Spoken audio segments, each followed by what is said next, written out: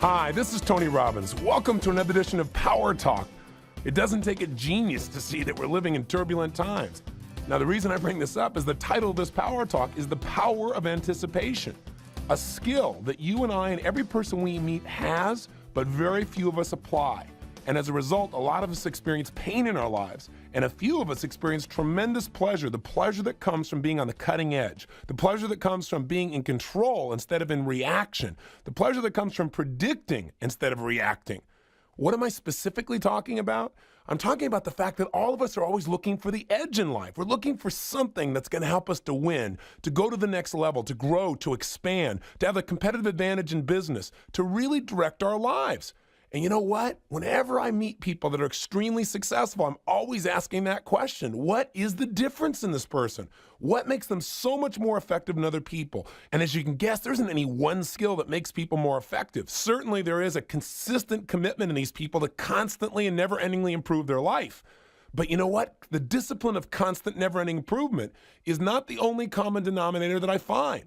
There is another consistent factor or skill that every one of these winners seems to share in common, whether this person be a peak performer in business, the best at what they do, or somebody who really knows how to make their relationship be passionate consistently, or someone who's a great parent, or whether it's a company on the cutting edge. I can tell you the common denominator is the ability to consistently anticipate change before it occurs. You know what? This skill can take stress out of your life, and this skill can make you incredibly successful. It can make you wealthy in financial terms. It can make you wealthy in emotional terms. It can take away fear. The power to anticipate is the power to shape the direction of your life and all those you care about. It could be argued that anticipation is the ultimate advantage. Why? Because ultimately in your life, it will be very easy to define the level of your success by one simple ability. Your ability to solve problems, from the most intense, incredible, profound, to the most ridiculous and simple. This really defines how your life turns out. Because on a natural flow, without a problem, without a challenge, everything seems to be fine. It's when these problems show up.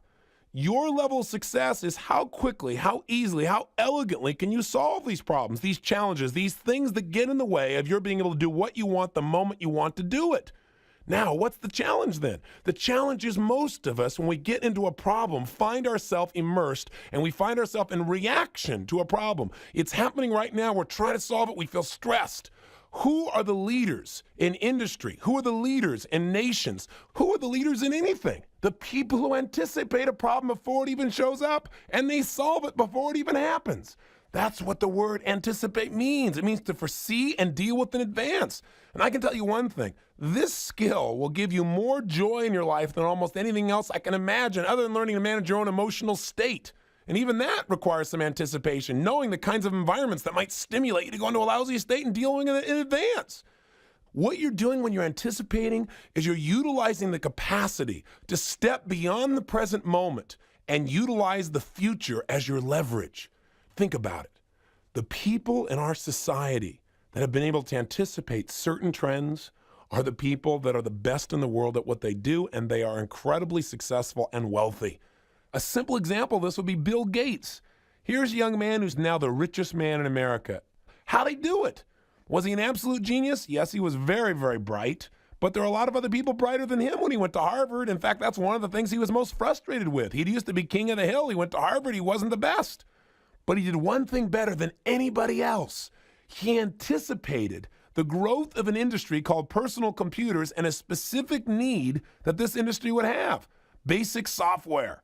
And you know what? He even anticipated the best way to market it, that if he went out and tried to sell this himself, he would never succeed. Instead, he made a decision that has made him hundreds of millions of dollars a year and royalties ever since. He decided to give that technology to IBM and allow them to promote it as the industry standard. Anticipation. What if you could have anticipated the idea of using satellites like Ted Turner? What if you could have anticipated the change in eating habits in our nation, where people now eat good food by choice, not because they're forced to or because they have to. They actually look forward to it. It's like their first step. What if you could have anticipated fat-free foods or yogurts? Just think about what you could have done with that. And you know what? If you look at some of the failures in your life, where have they come from? I would be willing to bet they came from your failure to anticipate. Think about it. In a relationship, you didn't anticipate that this person was no longer going to be satisfied with just being a homemaker. Or you didn't anticipate the fact that because you took on a new job and you weren't there, that the connection wouldn't be as strong because you wouldn't even see each other anymore and just kind of snuck up on you. And pretty soon you didn't feel that same connection. Or how about with your kids? Have you failed to anticipate certain ways that they would interpret things or react to things in a way that maybe doesn't support them? See, if you look at the failures in life, there are things that came late because somebody didn't anticipate. Even successful people do this. Remember Zap Mail? You probably don't remember very much about it because it was here today and gone tomorrow. Brought to you by the same people that brought you Federal Express. But you know what? It came a little late when everybody already had a fax machine. Why would you go pay somebody else to send a fax for you? It makes no sense. That's called failing to anticipate. That's getting behind the 8 ball. What's the cost of this failure to anticipate? Pain, frustration, overwhelm, feeling lost, feeling like there's nothing you can do. Nobody wants to pay that price, and yet we all do it at times because we don't anticipate. My most painful business experience I've shared with you before, the gentleman embezzled $250,000 and ran me $758,000 in debt. If I had just anticipated a few simple things in his character and his behavior, none of that would have happened. As a result of that experience, though, I've spent about the last 6 years of my life looking for any distinction I could find that could help me to anticipate how people, trends, and environments will change. And I am far from perfect at it. But what I do know has enhanced virtually every aspect of my life. I know my own businesses and my own personal relationships. One of the things I value most is somebody who anticipates my needs. Somebody you don't have to tell them I got this problem. Somebody says, oh, I noticed you're running late, so I already called John Smith for you. Or somebody said, you know, I noticed you were going in at 8 o'clock in the morning, but I found a flight that can do it for you at 7. I didn't ask him to do it. Or in a personal relationship, somebody who thinks about what's going on with you. They know you're in a tough state, and they come by one day with a fruit basket or some flowers or a little note. Or they just stop what they're doing and come and give you a hug. Doesn't that feel incredible? Not somebody you got to say, hey, I need your help. Somebody who notices what's going on, anticipates your needs. That person is so valuable in your life. And in business, that person is invaluable. You want to see your value to a company go up? You want to ensure and have a sense of certainty you're going to be successful with a company in the future? Then add more value than anybody else is adding by anticipating. And if you don't add more value, don't be surprised if all of a sudden you're not needed, even though you've been in a company for years. I read an article in Forbes magazine where they were interviewing some of the employees who were asking a new chairman of the board how he could let them go. How come I was good yesterday, one man said, but I'm not worthwhile today? And he said, listen, it's not you're not worthwhile. He said, you just got to know something. What you're doing is no longer competitive. He said, you know, when Roger Bannister broke the 4-minute mile, that was really powerful. But today, kids in high school run 4-minute miles. We can't live on yesterday's standards and expect to be the winner today. We've got to anticipate what are the standards of tomorrow and how do we create those standards right now. That's how we win the game of life. You watch in sports. The power of anticipation in sports is the difference between somebody who's a Hall of Famer in something, somebody's a superstar, and somebody who's mediocre. The same thing is true in life. It's true in relationship. It's true in business. We've got to be able to anticipate where everybody's going around us so we can meet their needs. If we meet people's needs, they're going to feel fulfilled. We're going to strengthen our relationships. We're going to add more value, and we're going to succeed. This is one of the simplest secrets to life, and it's one we've got to apply daily. And I want to sell you on making this one of the most highly valued criteria in your life. I want to sell you on that this is a skill, that this is not just intuition or getting lucky, and some people are able to anticipate and some people aren't, or it's something you can't do because it's too complex and the world's changing too fast. Garbage. I want to demystify this process for you because it is a process. Anticipating is a process, and not anticipating is the result of your own conditioning. Because that's the obvious question. It must be coming up in your head and you say, okay, Tony, well, there are a lot of things I can anticipate, but I don't. So why don't I? Because you get caught up in patterns. We all do, don't we? Patterns of perception. In fact, a word that we hear a lot in business these days is the word paradigm. What is a paradigm? A paradigm is nothing but an accepted way of thinking, a way of thinking that everyone seems to accept that goes unquestioned through time. In other words, it's a shared set of assumptions.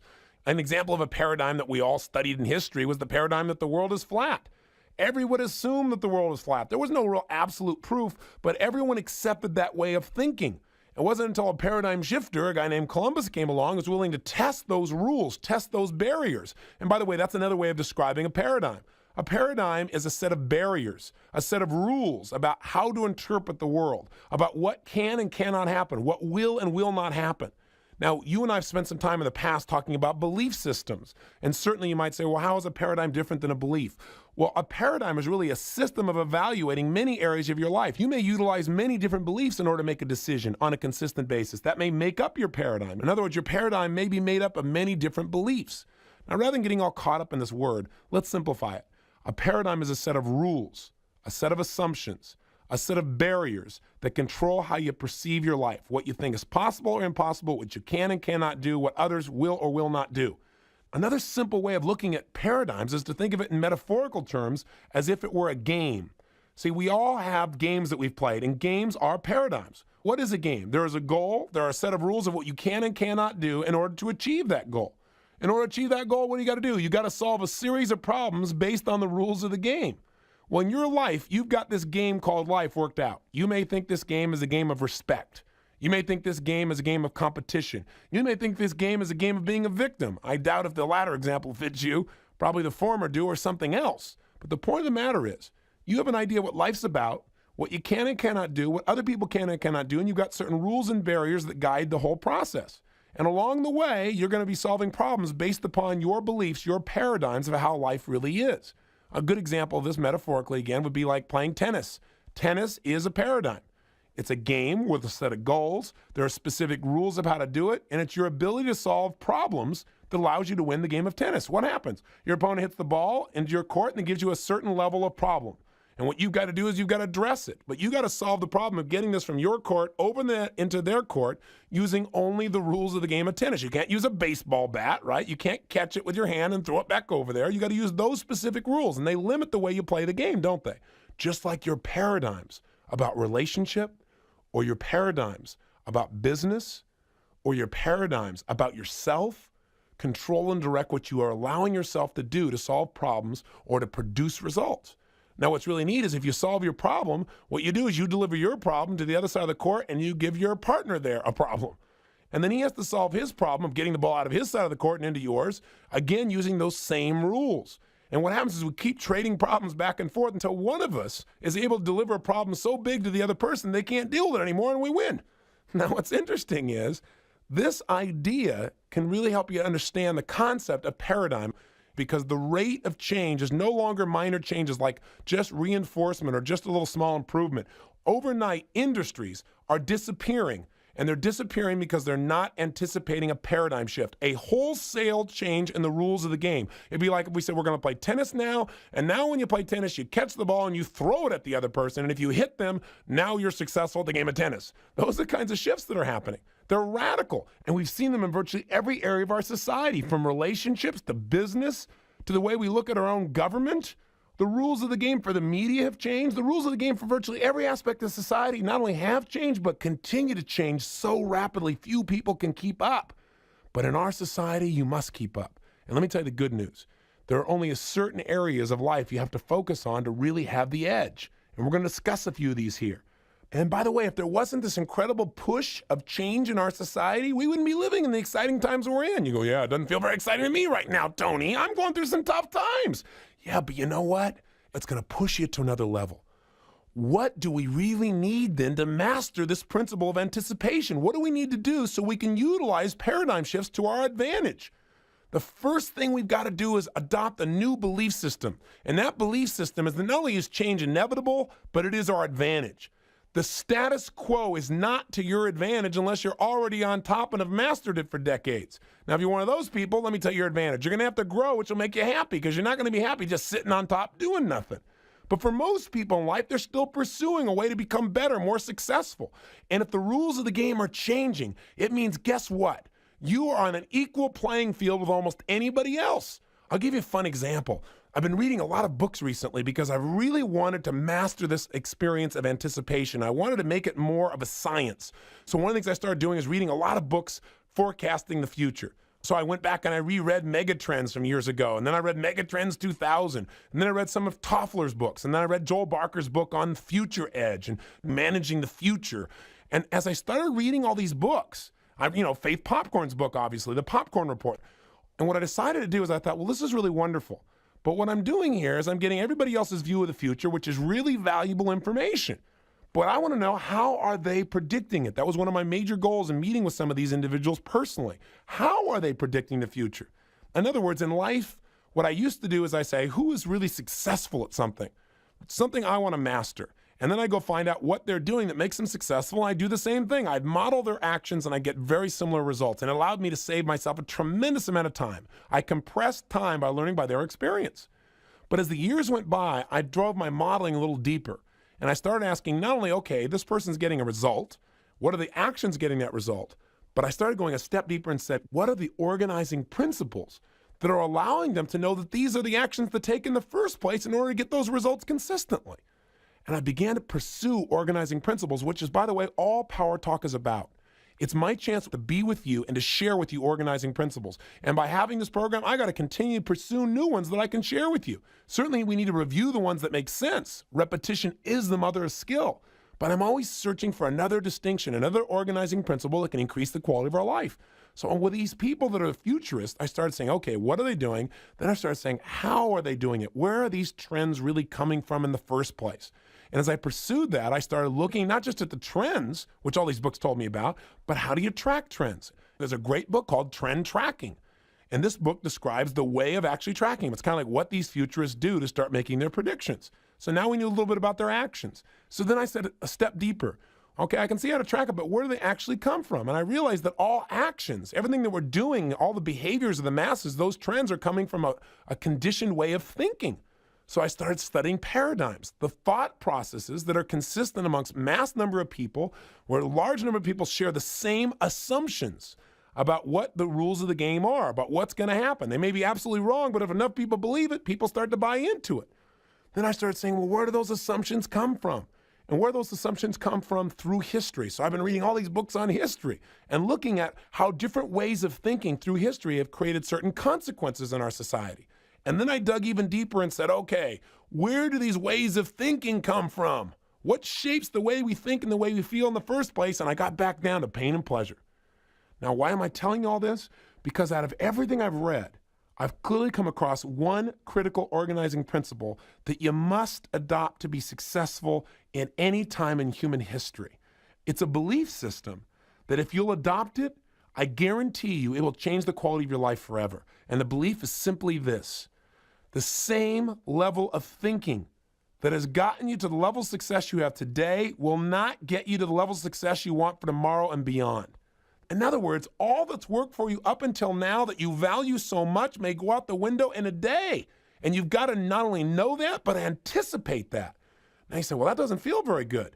I don't like thinking about everything I've done that works, may just go out the door tomorrow. I'm not saying it will, I'm saying it may, and you got to be prepared for that. You can't be thinking because you're the best at what you do, you're always going to be the best at what you do just by making incremental improvements. Listen, if you worked in the carburetor industry, what happened? Here you were making the best carburetors in town. You were always making your carburetors better and better and better. And one day, guess what happened? Overnight, there were no more carburetors because they had a thing called fuel injection, which cut fuel usage from 1/3 to 2/3. Everybody needed one. Everybody wanted one. And all those skills that you'd honed for a lifetime were worthless. Or how about the vinyl record industry, where literally overnight it disappeared? Think about it. That's called a paradigm shift, where the rules of the game changed overnight. The rules of the game changed, the barriers changed, the approach changed, and you know what? There are brand new winners, and the people that used to be winners are now losers. This is very good news for you because it means if you stay on the cutting edge, if you anticipate, there's always a way for you to make your fortune. There's always a way for you to be at the cutting edge. There's always a way to turn your company or your career in a whole new direction. But you've got to operate from this principle that says just because it's worked up until now and because it's made me successful doesn't mean it will tomorrow. This is so critical. I'm sure you read the book In Search of Excellence, right? It was a #1 bestseller for years and years. That book reported on 43 of the best-run companies in America. But you know something? 14 of those 43 were in financial trouble within 2 years after that book was written. And you know what? Business Week did a study on them, and they said they all had one thing in common. They all failed to react and respond to changes. That's how they went from being the model company to the companies that were in financial ruin. Now you might say, well, Tony, I don't run a company. I don't own my own company. You're not even talking to me. Yes, I am. Because you know what? Those companies are nothing but a metaphor for your own life, for our own society. They're a reflection of the level of change.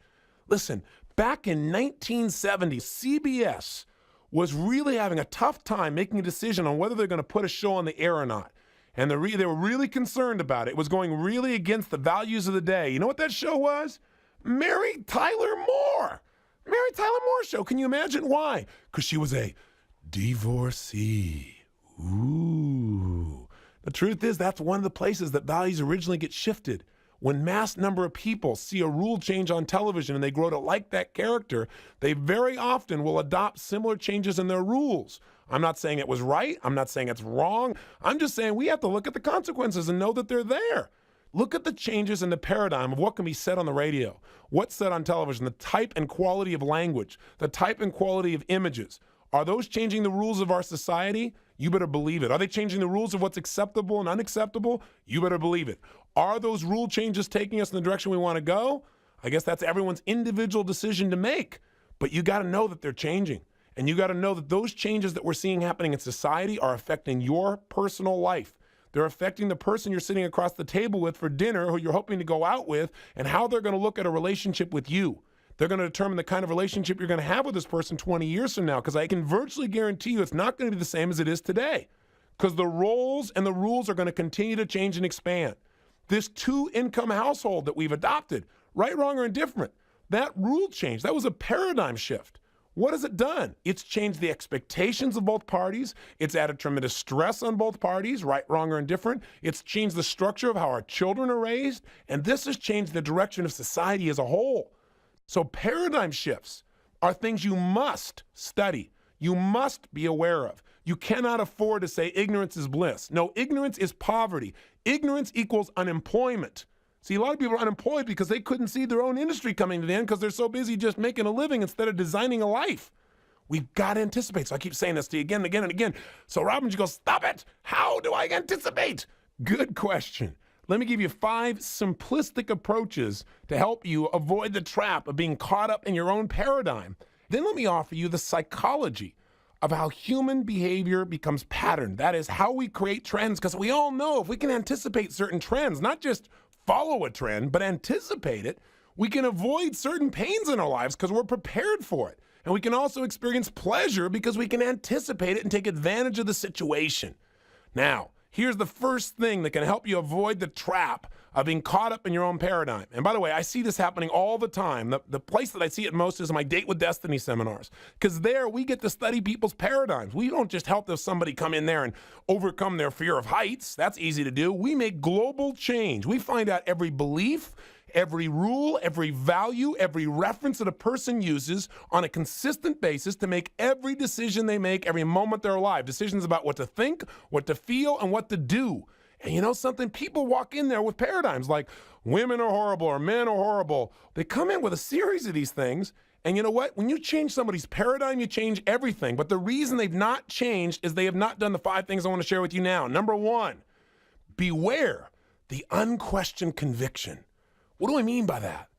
Well, you know, a belief is nothing but a feeling of certainty about what something means. So you feel certain your spouse is happy. You feel certain your kids are in great shape. You feel certain that your job will always be there, right? Nothing wrong with that. But when you get a conviction, it means you feel so certain about something and you're so invested in believing in something that you're not willing to take any new input. You're not willing to question, even for a moment, hey, is there any possibility that your current job may not be here 5 years from now because a radical new technology or a radical new change in the marketplace's desires could wipe it out? If you're not willing to look at the possibility that your children may not be as good as you think for the moment, your ego gets in the way, or your conviction that they're perfect gets in the way, then you can't create the changes you're committed to. You can't improve anything. We've got to be aware of these. Whenever you start saying this is the only way, you may be right, but stop and say, what if there was another way? What would it be? Or when you start saying something is impossible, I'd be real careful on that one. Because what was impossible yesterday is probable today. That's the pace of change we're in. So start thinking, start being aware of your convictions. And when you start feeling there's only one way to do something, break out and at least consider another possibility. That'll help you avoid getting caught up in your own trap. You know, a few nights ago, I had the privilege of spending the evening with a group of very influential people up in Los Angeles, 2 of which are billionaires. And sitting there talking with them, we talked about a whole series of things, and one of them there is a listener of PowerTalk. And I started talking to him about paradigms. And one of the things that he said was that one of the most valuable lessons he ever learned was to not get himself caught in the point where he had such a conviction that because he was a billionaire, because he was so successful, because he's been successful in almost anything he does, that anything else he did would be successful. Or he said, if I had a business that was really succeeding, there was a time in my career where I started thinking, hey, no one can touch me. And then some cheap copy would come along and I'd say, that's some cheap copy. But he said, you know what I learned? Those cheap copies have a tendency to real quickly get real good. And all of a sudden, you're no longer the leader in your industry. You got to constantly question, how can you do it better? Rather than just feeling the conviction that what you're doing is the right thing because it always has been and you've had that market for 60 years like the Swiss watchmaker. Be aware of the unquestioned conviction. Second, make sure you develop a new belief system, one you create certainty about. And the one thing you can be certain about is that change is certain. If you want to get certain about something, be certain that change is coming, and then you'll always be anticipating it. You won't be reacting to it. The third key is this: break your pattern of thinking in a linear fashion. This is what keeps you from getting what you want. We all get trapped thinking, tomorrow, I know what tomorrow's going to be like. Let me look at today's sky. The sky looks really good. It's not going to rain tomorrow. It sure as heck does. Or you know what? The last 2 months have been great weather. That doesn't mean tomorrow's going to be great weather. Or today is lousy weather doesn't mean tomorrow's going to be lousy.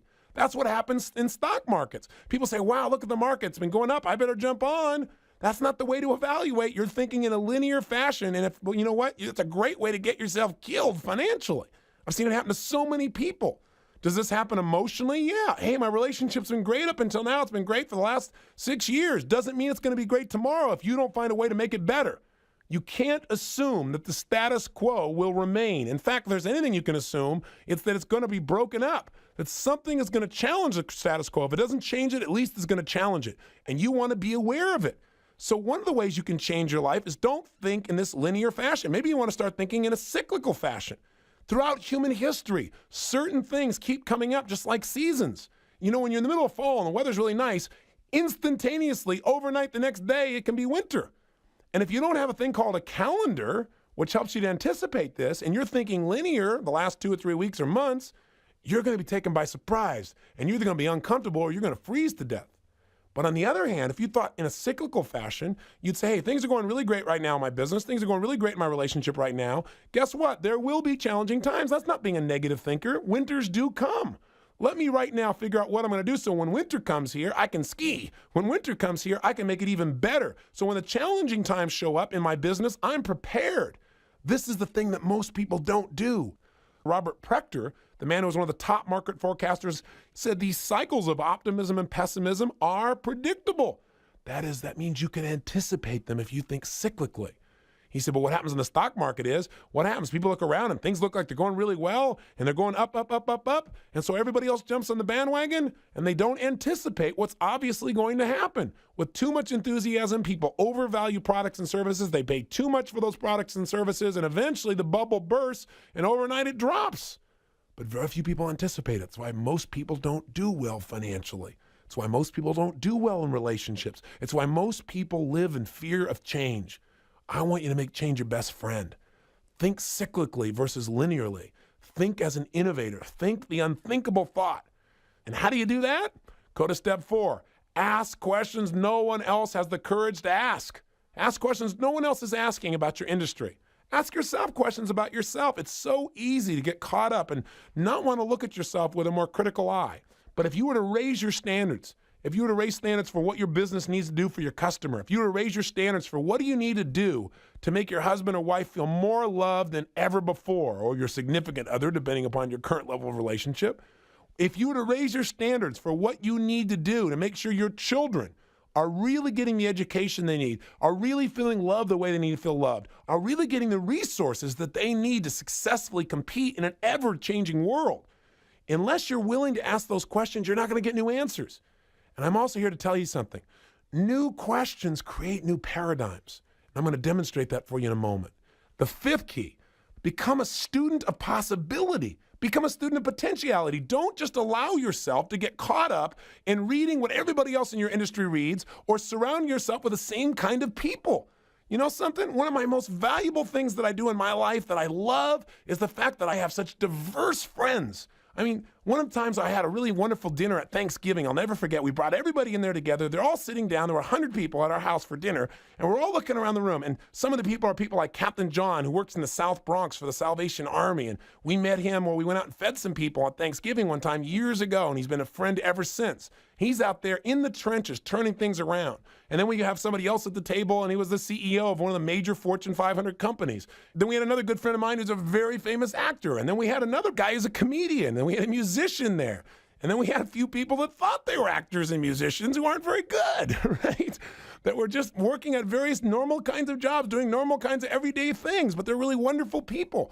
And as I looked around the room and saw this diversity of people, and I got up to, give our prayer and to say thanks, I said, before I say anything else, I just want to say that I think God has an incredible sense of humor, because look at the diversity of kinds of people he creates. But something, that has been one of the most valuable tools in my life, because I don't get to just hear one point of view reinforced over and over and over again. I'm hearing so many different points of view, and that has helped me immensely to understand how people think. I've had the privilege now of working with people in seminars and private therapies and business environments all over North America and around the world. That diversity is invaluable, and you must go get that diversity. The fastest way to get it is you can go get it by reading, because some of the most brilliant people in our culture have written books. And you know what? A lot of them don't agree with each other, which is fabulous. That's why I just got done reading these 10 books. Some of them contradict each other, which is wonderful, because then I get to decide what I believe and what makes sense to me, which allows me to make my own decisions, allows me to fail if I'm going to fail by my own conviction, or allows me to succeed by my ability to synthesize new possibilities. You've got to be a student of possibility. You got to study technology. There's huge technological change that's going to change the way we educate ourselves. It's going to change the way we entertain ourselves. It's going to change the structure of how people experience reality. It's going to create so many choices of entertainment, so many different movies, so many different channels that will provide different kinds of education, different worldviews, different paradigms. If you watch the Discover Channel, you're going to get a different set of paradigms about life than, for example, if you watch MTV. I'm not saying either one is right, but if you continually have our world where we're all getting different input, we're going to find that our society becomes more fragmentized than ever before. All of these situations provide incredible opportunity.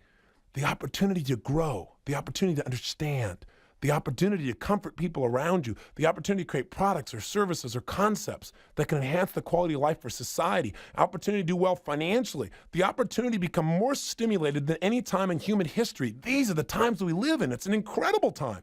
It's a very painful time, though, if you're not prepared. It's a very painful time if you put yourself in one little niche. Today, everybody says they want a specialist, but those who succeed have learned to specialize in certain areas while they continue to be a comprehensivist in life. They're like Buckminster Fuller. They're constantly studying the principles of life that make the biggest difference. They're being diverse in their study. And I want to make sure here on PowerTalk that you can consistently count on receiving information that will be diverse enough from a variety of different types of input.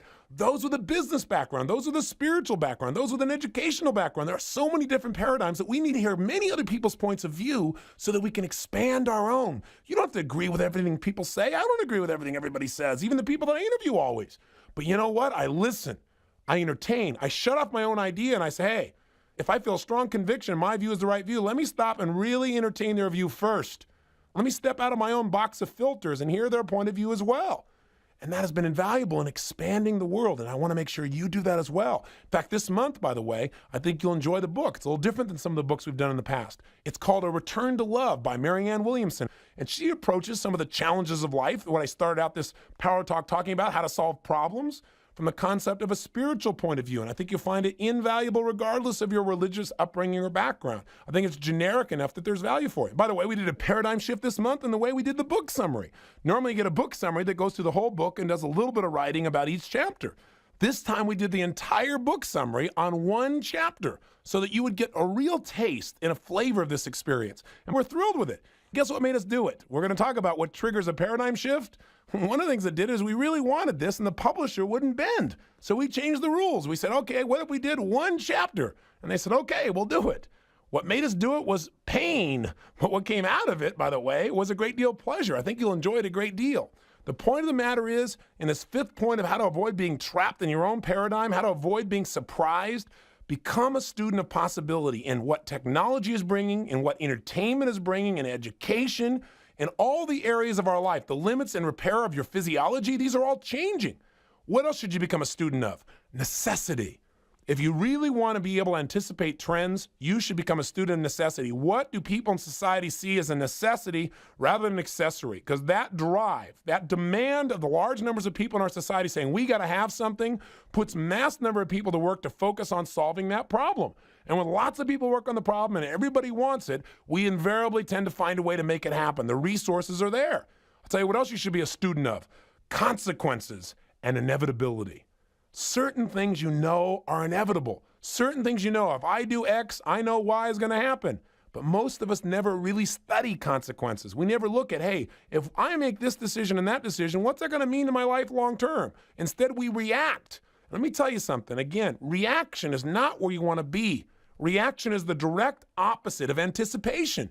Now, there's no doubt there are going to be areas in your life where you react because you're not prepared. But you want to make those the exception instead of the rule. If you were anticipating, you could deal with so many things so much more easily. It's not that you don't have the tools. It's that you're not anticipating and things strike you. This is why you've got to become a student of consequence, a student of inevitability. You must also become a student of pain, cultural pain, pain in relationships, pain within businesses. Because if you can find what the pain is, or the pain that's coming, and come up with a solution, a way to solve that pain, your future is assured. You will never have to worry about whether you have a career or not. You'll never have to worry, will you be able to succeed or not?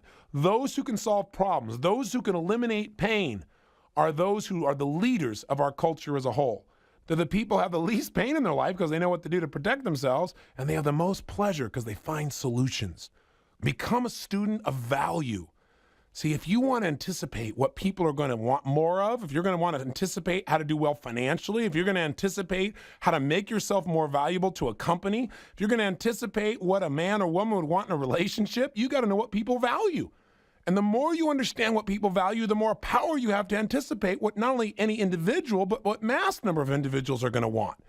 Becoming a student of value virtually ensures, if you act upon your understandings, that you will succeed in financial terms, you'll succeed in business terms, and you'll succeed in your personal life as well. It's your ability to anticipate what people value most and to meet those values that gives you the capacity to enjoy your life and do what you want to do when you want to do it in a way that empowers other people in the process. Listen, this is exactly what John Templeton has done.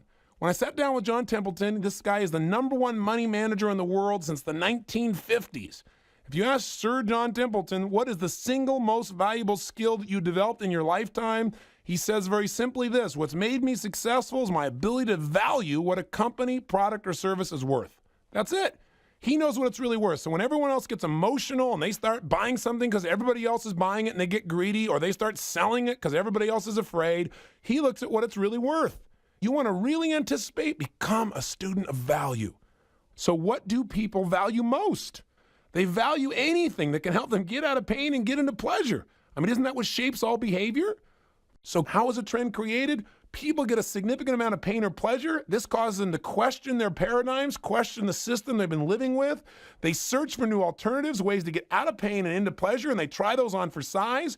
If when they try those out, they work well, guess what? These people develop new rules that they now live by daily. They change the game, radical change in the rules of the game, and when a critical mass, that is, enough people do this, or enough of the right people do this, influential people, or enough media shows people doing this, we then create a new trend in behavior in society as a whole.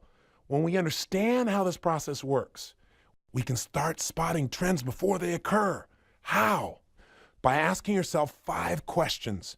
These 5 questions can help you start noticing trends. Trends in your own life, for that matter, trends in your family, in your community, trends in your industry, trends in the country as a whole. Here's the first question you want to start asking yourself if you want to be able to spot the trend before it occurs. And that is, what are major sources of consistent pain that will probably get even worse as the days, weeks, months, and years move forward? That's one of the first questions you want to ask.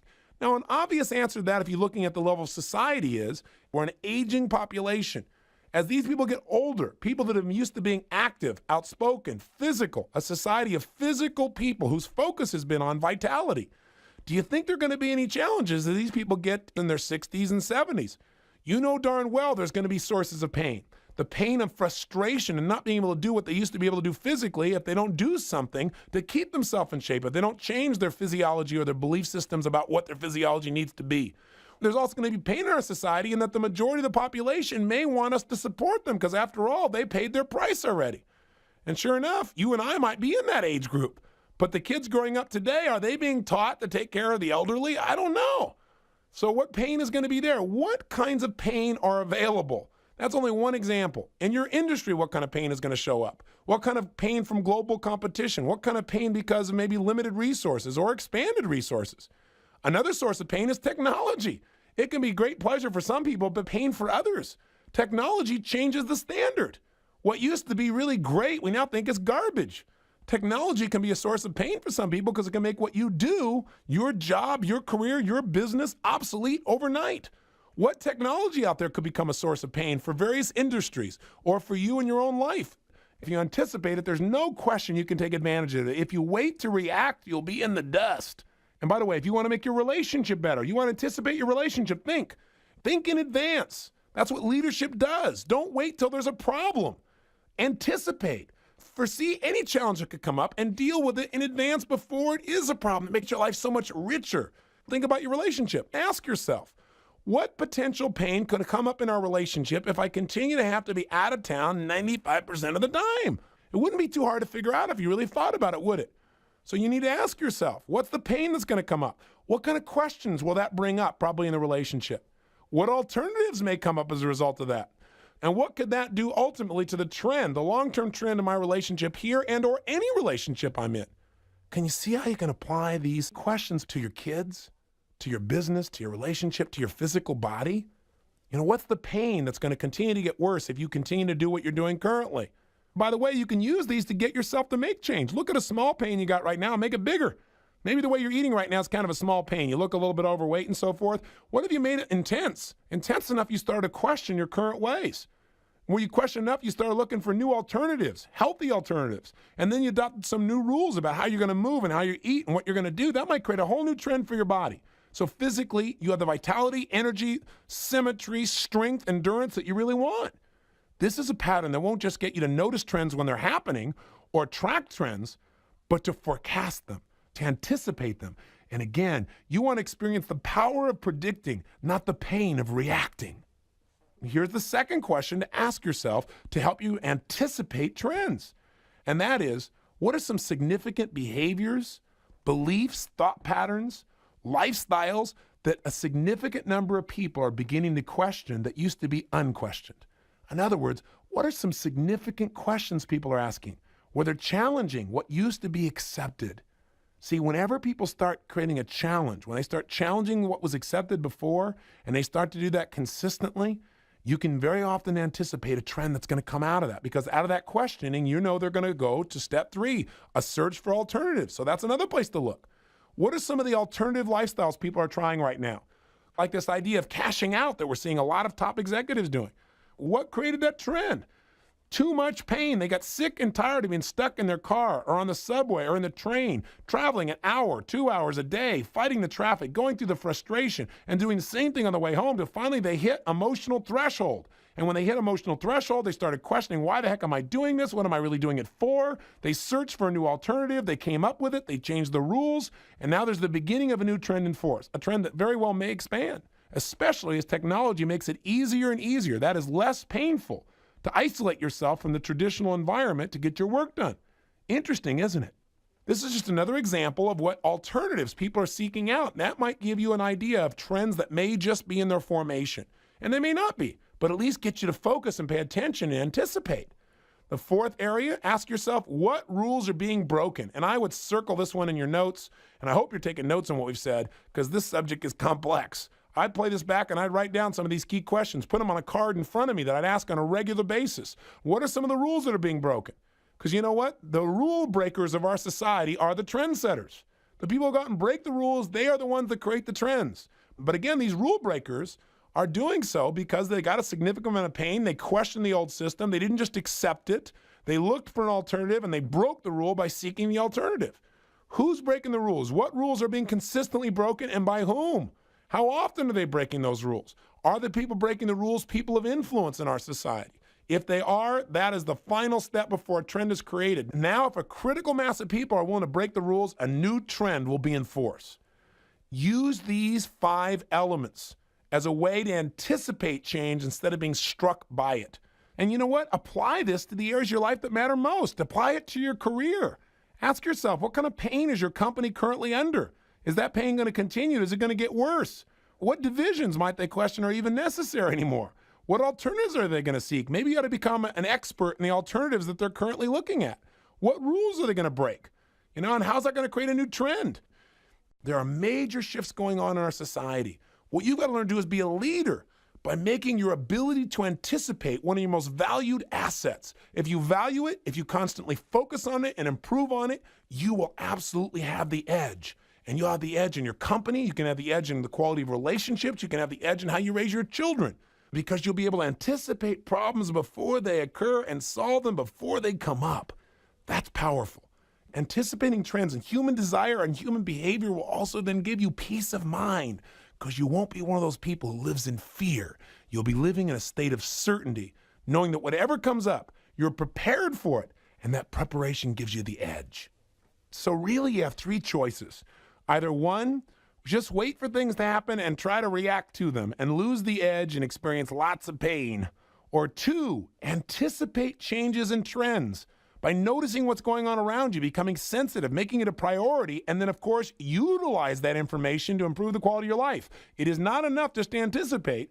We're taking for granted one thing here. You realize you got to use your personal power. You got to utilize what you know to create some quality change.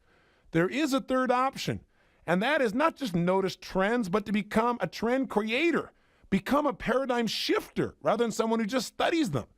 Now, how do you become a paradigm shifter? Well, first of all, you don't have to do that to succeed.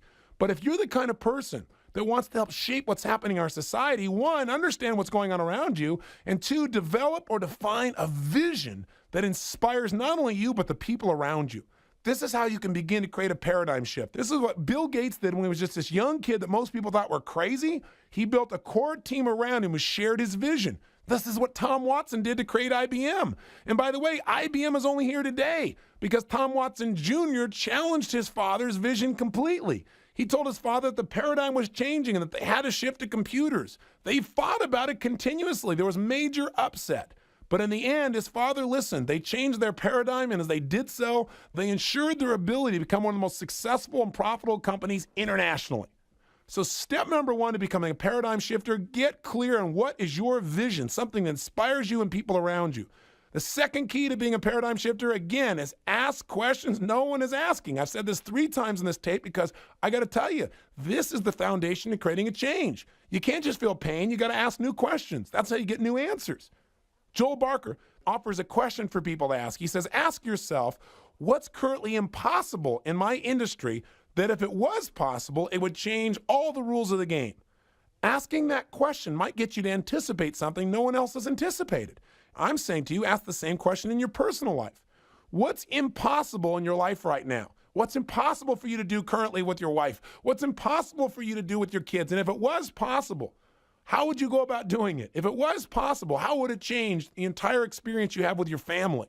What's impossible to do with your physical body right now? And if it was possible, how would that change your whole life? And how would you go about doing it if it was possible? Asking this what if type of question helps you to break out of the paradigm and start to create new paradigms. Here's the 3rd key to being a paradigm shifter, not just an observer or utilizer, but someone who makes it happen.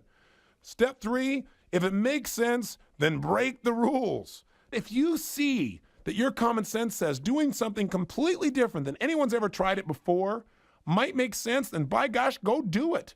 Break the rule, make it happen. That's how most success happens in business. That's how most success happens in our world.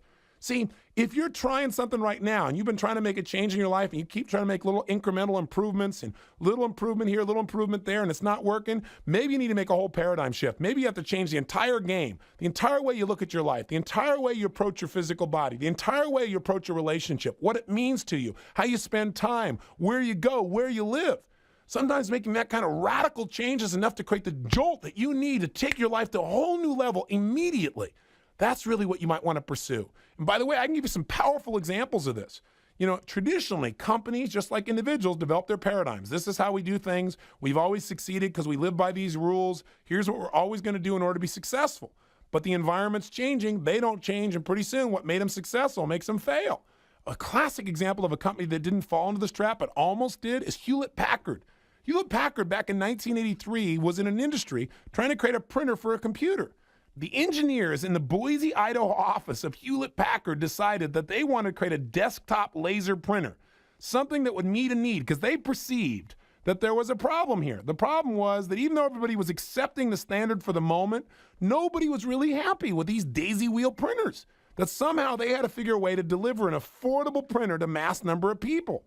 Now, that seemed like a pretty giant task. Here's the good news. They were in Boise, Idaho. They weren't at their corporate offices. So there was no one hanging around looking over their shoulder to make sure they're living by the rules. And according to the engineers at Boise, Idaho, that was probably their greatest gift.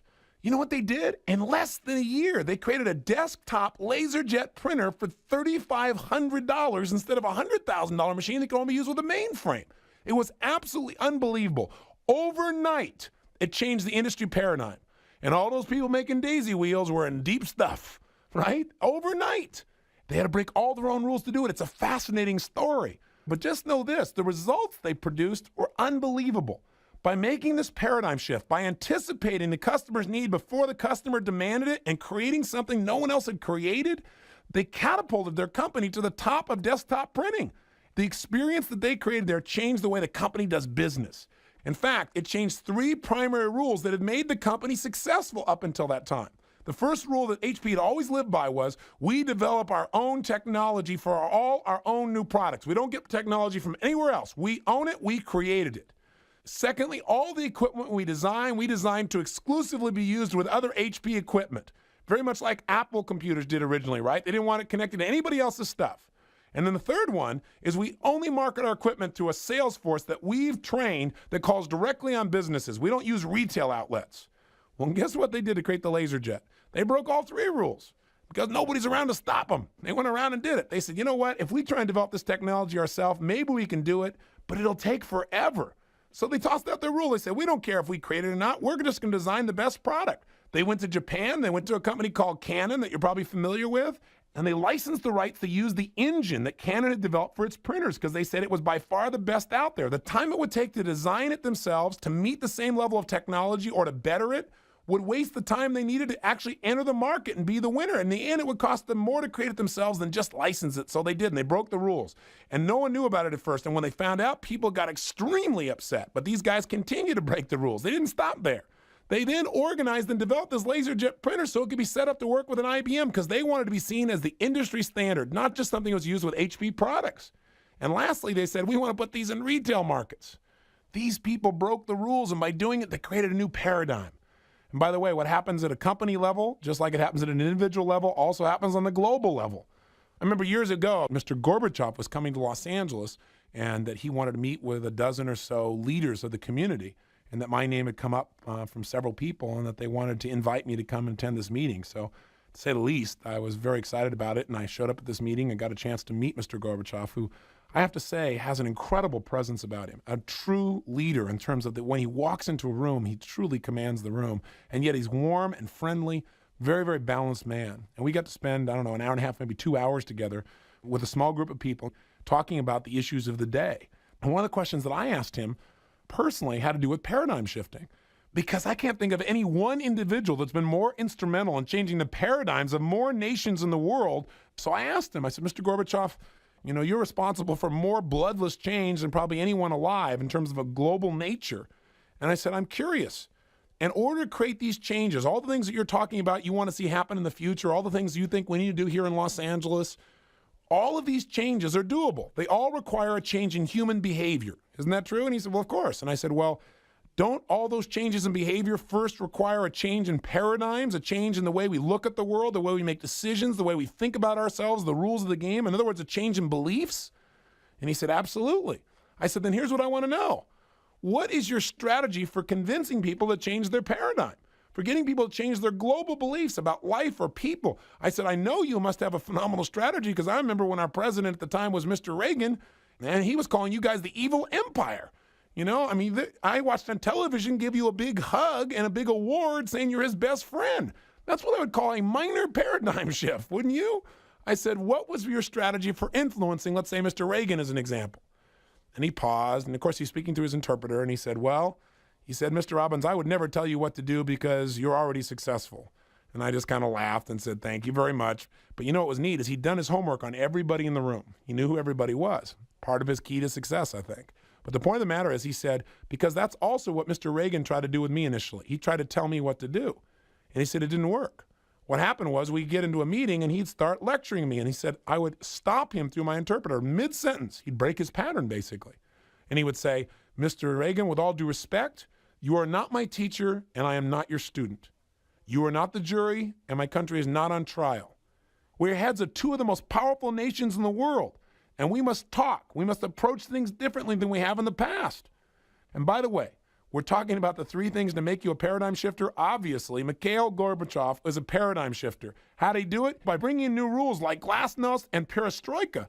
This changed the whole game. When all of a sudden people had information, when all of a sudden people could talk freely, this began to change the structure of the society as a whole. People could not only ask questions, they could ask questions in public. See, people experienced pain in Russia for many years, but no one dared question, because if they questioned, they'd be put in jail. If they questioned, their family would be broken up. All of a sudden, people not only allowed to question, but question openly. They were allowed to search for alternatives. And as they searched for alternatives, they broke and changed the rules. And when mass number of people changed the rules, the trends of that entire nation and most of Eastern Europe changed overnight. It didn't take decades. It happened literally overnight. So this is the process of change. You want to be a paradigm shifter? Break the rules and do it intelligently. Don't just do it to do it. Don't just do it because it's fun. Don't abuse this approach and say, well, Tony said I should go break the rules.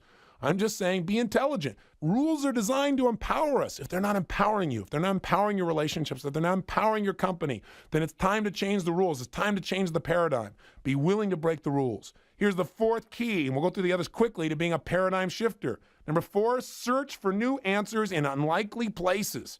Children can show you how to change paradigms. Go to an industry that has nothing to do with your industry and study upon that industry. Understanding how a helicopter works may help you run your business more effectively. If you start searching for answers, you'll get them, but you've got to give yourself more variety in the places that you look. I live with an attitude of expectancy that says you never know when, you never know who, you never know what's going to happen that's going to give the answer you're looking for. So make sure you broaden your experience of references. Step number 5 of being a paradigm shifter. After you've gathered and consumed all the key information you can, step 5, trust your gut.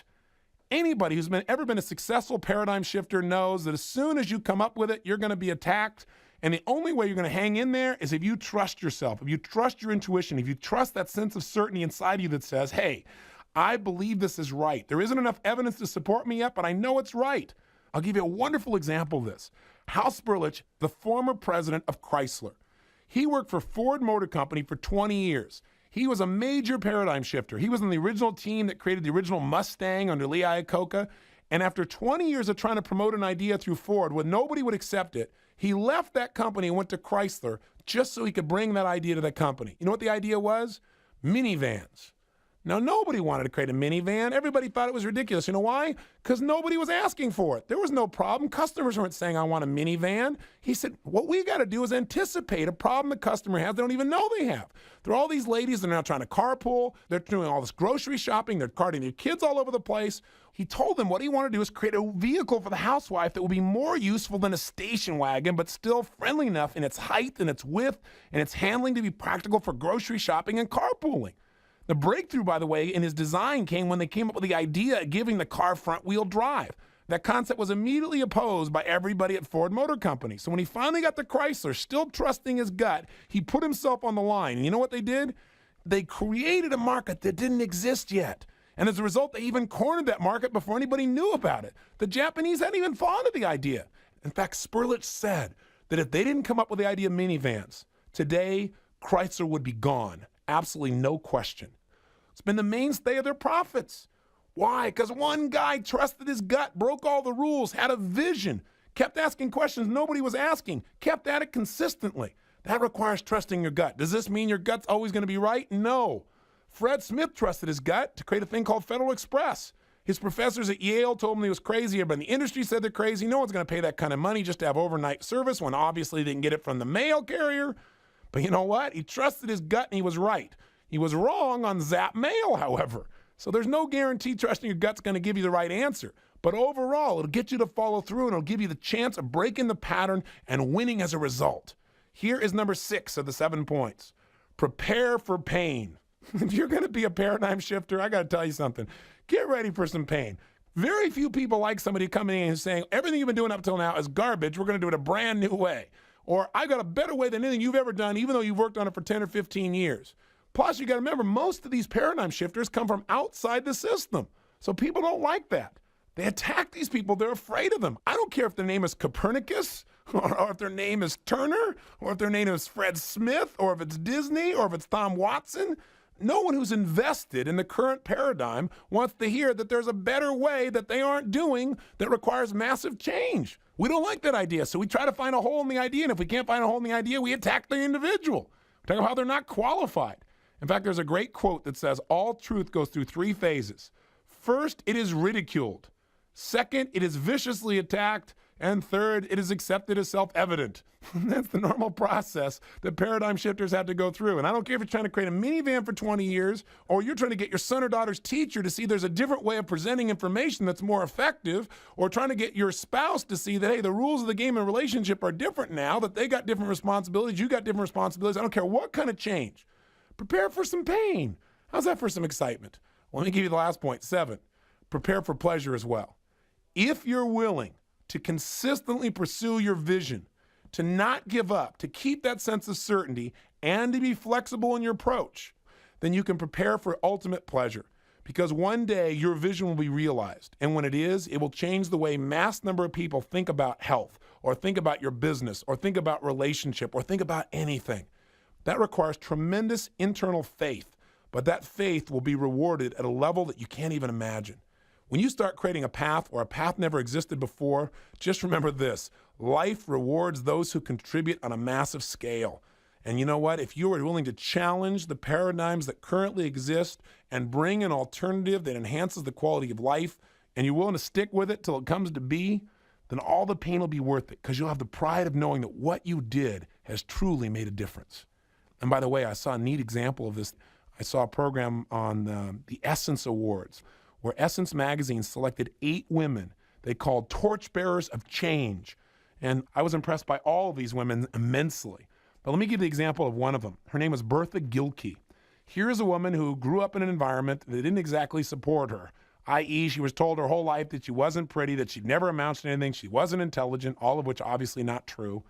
But what happened was, when she was 11 years old, she moved to St. Louis, into this little community that throughout the years of her growing up deteriorated into a project, into tenements.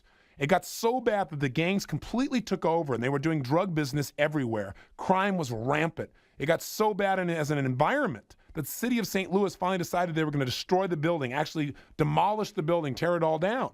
Well, that is what it took for her to have enough what? What's the first step in our 5 steps to creating a new trend, whether in your own life or anybody else's? She got enough what? Pain. A significant amount that pushed her over the edge, where she began to ask new questions. Like, how could they do this? Why is this happening? What can I do to change this process? And as she started asking new questions, she searched for new alternatives, something else that can make it work, a new paradigm. And she started to educate other people to that paradigm. She changed the rules of the game and created a brand new trend in our nation as a whole, one you don't hear too much about, but one that is a phenomenal thing we should all know about. What she did was she got so mad, she said, that she got everybody together, all the other mothers in her apartment complex, and said, you know what? No one's going to help us. There are no more free rides. People don't care about poor folks anymore. She said, if you don't change, you're going to die. We're going to lose our homes. We're going to lose everything. She said, we're not going to wait for somebody else to clean up our buildings. We're not going to wait for somebody else to get rid of this crime. We're going to do it. And she got all these mothers fired up like you cannot believe. She got them to totally question the paradigm that they'd accepted of saying, well, we got to wait till somebody helps us. She created a new paradigm. We're taking back control of this place. They not only got rid of the crime, but then all these individuals who didn't have a lot of money completely revamped their own building, even though they were just tenants in it. They weren't owners. They went out and started cleaning it out. She said, no one else is ever going to urinate in these elevators again. And they started making sure everybody there had a new standard for the quality of life there, a new set of beliefs. And they went around educating, inspiring, and threatening everybody in the building to make sure they held this new standard. It got so incredibly good, the city of St. Louis not only decided not to tear it down, but through a series of negotiations that she headed up, they actually converted it so that the tenants became homeowners, condominium owners. Now, she became so successful at this, it became a new paradigm that she promoted across the nation. And today, she's personally responsible for what's now called the tenant management movement, where she's helped to improve or convert over 16,000 public housing units across the nation. This is a paradigm shifter. By the way, do you think she went through the 7 steps we just mentioned? Did she create a vision and inspire others with it as well? You bet. Did she ask questions no one else was asking about what should be done, how it could be turned around? You better believe it. Did she break the rules? Every rule you can imagine. Did she put herself in a position where she searched for new answers in unlikely places? You bet she did. Did she get herself in a position where she was willing to trust her gut even though no one around her said it would work? In fact, many people said she was crazy. Did she get a lot of pain? You bet. Did she get an unbelievable amount of pleasure? The answer is yes. She has the pleasure of knowing she has created a greater level of human dignity for families all across this nation because she raised her standards and wasn't willing to accept the current paradigm. That's power. That's a paradigm shifter. Bill Gates, stand aside. There's a lady of real power. And I got to tell you something. If you want in your lifetime to have your dreams be real, you must become a master of anticipation. And if you really want to be a leader, you got to become a paradigm shifter, not just a paradigm follower. And you know what else? Make sure you get excited when you see turbulence, when you see upset. Get excited, because upset probably means that we're about to see a change. In fact, if there's enough upset, you can guarantee a change is going to happen because people are going to start questioning, searching for alternatives, creating new rules, and creating new behavior. And you want to get excited about that. You want to now start noticing that everywhere. Notice it in your company, notice it with your kids, notice it within yourself. This will give you now a sense of confidence because you know that pain is going to lead to change. You know what? It'll lead to change for 2 reasons. Number 1, because when there's enough pain, people are more willing to accept fundamentally new approaches to solving almost any crisis because it's brand new, because they got so much pain they want to try things they normally wouldn't try. And secondly, when there's enough pain, there's more of a demand for change. So more individuals start working on a solution. And that increases the chance that someone's going to come up with one. So next time you start seeing that, wow, our society's really in pain right now, get excited. Say, you know what? At least we're not complacent. We're going to make some major progress here. And I've got a chance to understand, take part in, maybe even profit in the changes that are going to occur in the future because I'm going to anticipate them. I'm going to notice them before they occur, and I'm going to figure out how to take advantage of them. That's a phenomenal place to be. Peter Drucker, the Dean of Management, has been quoted as saying, significant competitive advantage lies with those organizations and individuals who anticipate well in turbulent times. Well, these are certainly turbulent times. But even in the turbulence, even with all the change, even with all these paradigm shifting, what can you hold on to for some certainty? You can hold on to a belief that says certain things are eternal. Paradigms may come and go, but you know what? The law of gravity is going to stick around. There are certain things you just doesn't matter what paradigm you have, they're going to affect you. And there are certain principles in life that are going to shape how your life turns out no matter what paradigm shows up. These laws of life, these principles, have to be applied to any paradigm you're a part of in life if you want to be successful. What are the principles of success that are everlasting? Things like loyalty, things like discipline, commitment, persistence, faith, the desire to constantly improve, balance, curiosity, compassion, love, anticipation. You know what? We could go on and on. Just know that even in changing times, there are certain things that never change. Those things that have everlasting value. Those things like your relationships. Those things like your connection with your Creator. So make sure that while we've talked about constant change, you know there are pillars of strength that can hold you up through time. Just make sure you anticipate the changing environment so you don't have to deal with it by reaction, but by aggressive utilization that allows you to create the momentum that you deserve to have in your life. And by the way, to reinforce this session's message, I made the interview this month with Dr. Stephen Covey, the gentleman who wrote the national bestseller, The 7 Habits of Highly Effective People. The reason I picked Stephen is because he is a totally principle-driven man. I have tremendous respect for him. Not only are his principles sound, but they'll inspire you to hold yourself to a higher standard. And I think you'll enjoy the interview. I enjoy doing it with him immensely. So I think this will reinforce the idea that while there are paradigm shifts happening in society, there are paradigm shifts you need to make within yourself. So what's your homework on this short little power talk that I gave you here? I went a little crazy, but I'll tell you what, paradigms are important and the power to anticipate. I've said it a zillion times. Make sure you learn to value it. Make it a skill, not something that strikes you every now and then. And how do you make it a skill? Through use, by constantly educating yourself to what's happening in the society as a whole. What's your assignment? Number one, I want you to answer that question. What is a major change that could happen in your industry, in your company, with your career, that probably wouldn't happen? But if it did, it would change everything. And I want you to write down the answer to that question. Maybe come up with 3 scenarios. I just want you to anticipate the possibility. This is not a closed loop, like this is what's absolutely going to occur. I just want you to think about it. Because stimulating yourself to think about possibilities can open up new possibilities where you're no longer reacting, where maybe those things won't happen, but just thinking they might happen might trigger you to come up with a new idea for your business, a new idea for your career, a new way to make your relationship better. And by the way, you can relate this to your relationship just as easily.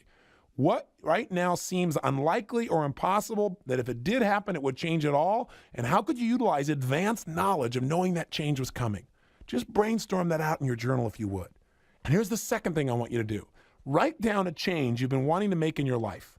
Something you keep thinking about, you keep trying to improve a little bit, but it just doesn't work. And I want you to come up with a completely brand new way of approaching creating that change. Maybe a brand new way of looking at the challenge itself. For example, maybe instead of going and making some minor change, maybe you do what my old teacher Jim Rohn used to do. He said, you know what? I used to believe that if you could change your life in one day, but you got to commit and act. Do something crazy, do something outrageous, do something that signals your mind, this is going to be a radical change, not a minor change in my life. Decide on one action you're going to take that's going to demonstrate to you that you're changing the rules of the game. I'll give you one I did for myself just recently that really has changed my life. I've been living the last few years an incredible life where every single day I get excited about what I'm doing, but I also tend to overload my back with my mouth. And that is because I want to do everything all the time. But man, sleeping 2, 3, 4 hours a night and still feeling like you're behind is a bit frustrating. So my wife introduced the paradigm shift. She came and said, guess what? I said, what? She goes, I've canceled all your meetings for today. I said, what? She said, you're taking a day off. I don't care what you say. She said, even when we go off to Fiji and we go there 5, 6, 7 days, you don't take the time off. You're like the tour director, making sure everybody has a perfect time because you want them all to be so happy. I said, yeah, and at the end of it, I feel like I need a vacation. She said, yeah, I've watched you. She said, I've canceled all your meetings. They can all wait. You're going to go play today. I said, play? But this is play. She goes, no, I mean play that has nothing to do with what you normally do.